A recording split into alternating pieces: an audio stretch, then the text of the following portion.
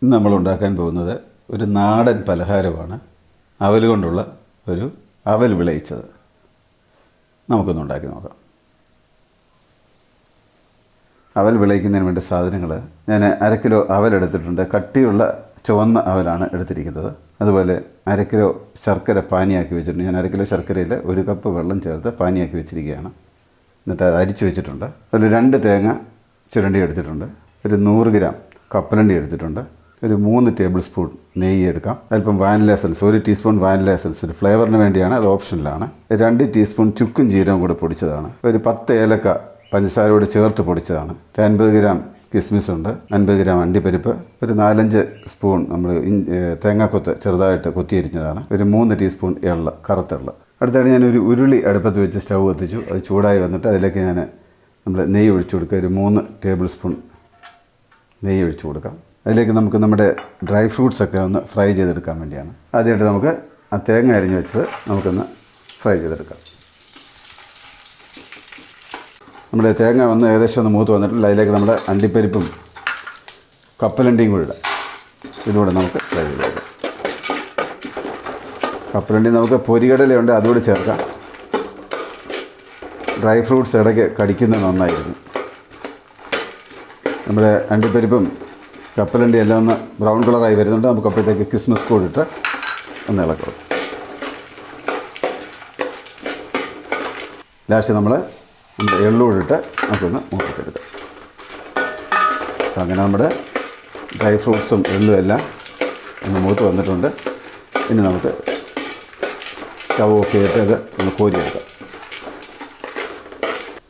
അങ്ങനെ നമ്മുടെ തേങ്ങാക്കൊത്ത്, അണ്ടിപ്പരിപ്പ്, കപ്പലണ്ടി, കിസ്മിസ്, എള്ള്, ഇത് 3 കൂടെ നെയ്ക്കകത്ത് ഫ്രൈ ചെയ്ത് വറുത്ത് കോരി വെച്ചിട്ടുണ്ട്.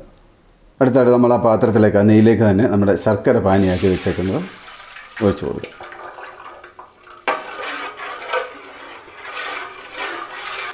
നമ്മുടെ ശർക്കര തിളച്ച് വരുന്നുണ്ട്. നമ്മളൊന്ന് ഇളക്കി കൊടുക്കണം, അടിക്ക് പിടിക്കാതിരിക്കാൻ. ഒരല്പം ഒന്ന് കുറി വരണം, തീരെ അങ്ങ് കുറിയുണ്ട, ഒരല്പം ഒന്ന് കുറി വരുന്നിടം വരെ നമുക്കൊന്ന് ഇളക്കി കൊടുക്കുക. ചെറിയ തീയിൽ, ഒരു മീഡിയം തീയിൽ, മീഡിയം ടു ലോ ഇട്ടെന്ന് നമുക്കൊന്ന് ഇളക്കി കൊടുക്കും.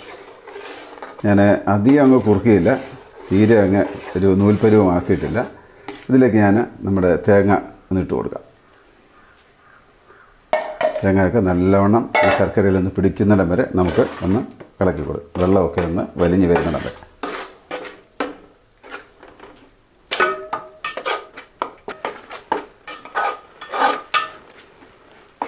നമ്മുടെ വെള്ളം ഏകദേശം ഒന്ന് വറ്റി, കുറച്ച് വെള്ളം വേണം, തീരെ അങ്ങ് വറ്റിപ്പോകരുത്.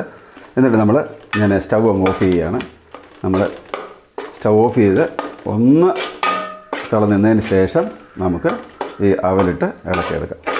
സ്റ്റൗ ഓഫ് ചെയ്തു, നമുക്ക് അവലിട്ട് കൊടുക്കാം. എന്നിട്ട് പതുക്കെ നമുക്ക് ഇളക്കി കൊടുക്കാം.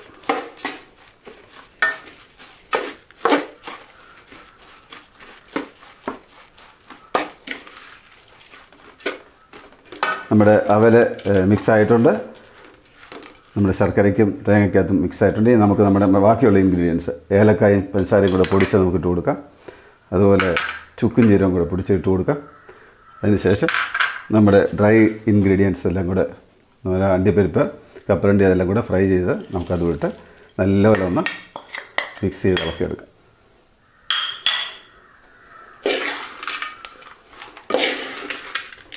നമ്മളെ നെയ്ക്കകത്താണ് ഈ അണ്ടിപ്പരിപ്പൊക്കെ ഫ്രൈ ചെയ്ത് അതിൻ്റെ നെയ്യ് ഇതിനകത്തിലുണ്ടായിരുന്നു. അതുകൊണ്ട് നെയ്യ് ഇതിനകത്തിൽ ഓൾറെഡി ഉണ്ട്. പിന്നെ അല്പം കൂടെ വേണമെന്നുള്ളവർക്ക് നമുക്കൊരല്പം നെയ്യൂടെ ഒഴിച്ചു കൊടുക്കാം.